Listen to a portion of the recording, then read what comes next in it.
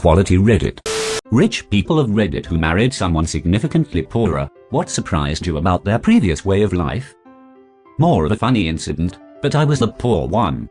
My husband, at the time still boyfriend, took me out to a very nice restaurant. Waiter asked if I want pepper on my Caesar salad that was just made table side. I said sure and he goes about it. Thing is, I didn't know you had to say stop. My husband slowly realizes this, but decides to see it play out. He did eventually say that I need to say stop. I just thought a Caesar was hid this way as it was my first time even eating a salad that wasn't just iceberg and ranch dressing. It still tasted fine, just a little bit too much pepper, haha. Man, that's cute. Yet future hubby was deciding then that he wanted to marry her. A certain subreddit be like divorce and sue his ass. When the family had people over for dinner, if they ended the prayer before the meal with FHB, Amen. It was a signal to let the children know that they don't have enough food for everyone, so take smaller servings and let the guests get a regular serving. FHB equals family, hold back. They were always generous to their friends and didn't let their lack of funds embarrass themselves when doing so. I grew up poor too. But we never had any guests round for dinner. FHB my heart. Was just thinking the same thing. My family was considered antisocial. It wasn't because we didn't like socializing or going to events, it's because we couldn't afford to. And if mum and dad organized dinners they planned months beforehand, scraped every cent together to pay for it. My ex was stunned when I told her I've only ever had one birthday party, 21st, because mum and dad had no money. This thread is making me really sad. I'm going to make you all dinner. Will there be pizzas? We have bread and water for you. FHB Amen. Honestly, food insecurity. When we were first married she would get visibly uneasy if the food in the house was running low. She never overate or anything, she was just always concerned about it. A lot of times when she was younger, she went hungry. On the humorous side though, she hates camping. Her answer is always the same: I camped because it was fun. She camped because they couldn't afford hotels. For me, my love of camping started from growing up poor. The only family vacations my single mom and brother and I had were family reunion events several states away. It involved long road trips in a shitty car with no AC, but we got to camp in tents and get a break from reality. We also ate a lot better over a campfire than me making hamburger helper for my brother while my mom went to bed early. She worked hard to support us and battled with depression untreated for years until she could afford medication. Those trips were good for all of us. Same. My mom apologizes sometimes for us being so poor growing up, and we know she feels bad, but we try to make her understand that we wouldn't change our childhood for anything. Sure, it was tough at times, but it was also good, and I'm extremely glad I grew up the way I did. We had a ton of fun and learned some valuable lessons, and although I struggled with money management when I was a younger adult, I have a sense of responsibility, maturity, and work ethic that I wouldn't have had otherwise. And I have a deep appreciation for even the simplest and smallest things in life. Rich people of Reddit who want to marry someone significantly poorer. Hello. I got $12. I got $26.50. Stop flexing with that money. I got $100 on my credit card, but my limit is $1,000. You single? That's like a 3 to 4 month supply of ramen noodles. Well, I'm about 60 grand deep in college loans, so you're rich compared to me, buddy. Where we marrying? Are you a woman? Or at least a guy with man boobs? I'm a guy with man boobs. Moobs. The prevailing mindset in his community growing up that insurance was something only rich people had. Not health insurance, mind you well, not just health insurance. Auto insurance. Going without it was a way of life for most everyone he knew. My significant other has to constantly remind me that I can go to the doctor whenever I need to instead of just hoping I don't die. I still play Google MD to see if the horrific cost is worth going or if death is imminent. Heart attack or pulled muscle or pinched nerve. Still hurts 2 months later, but I'm not dead yet, so hopefully it will clear up without permanent damage. When my husband and I were first dating, he took me to the eye doctor because I mentioned I couldn't see the blackboard in class. When I went outside with my new glasses, I almost started crying. I didn't know you could see individual leaves on trees from a distance or blades of grass. Oh God, I'm so bad at that. My mother didn't allow me to see a doctor as a child. My significant other is amazed I've survived this long. She and her mother lived with her grandfather to not be homeless because her grandfather owned a house.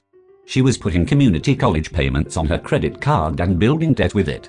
I paid off her credit cards when we were dating, and she cried from me being so nice. It was only like $1,300. I bought a condo, then we got married, then we bought a house. I never really considered myself rich until I started dating her and learned that a trip to Wendy's was a treat. I grew up middle class, and we are currently middle class, hey? Only $1,300. That's definitely an amount to cry over, and most people I know would be so grateful for that much. Context really does matter in life. $1,300 would completely change my outlook on life right now, sad as it is. These threads blow my mind as far as what is rich, lucky, fortunate, etc. It's been a while since 1,300 could have a large impact on my life. Yeah, it's a much needed perspective change. I'm a fortunate person. My wife was born and raised in the Soviet Union. She still goes crazy for fresh fruit like it's the most extravagant luxury. Cold storage for fruits and vegetables is still a luxury in developing countries. I knew a guy from Poland who said that if you went into the shop in his town you could get beers for regular price or get them from the fridge for a higher price.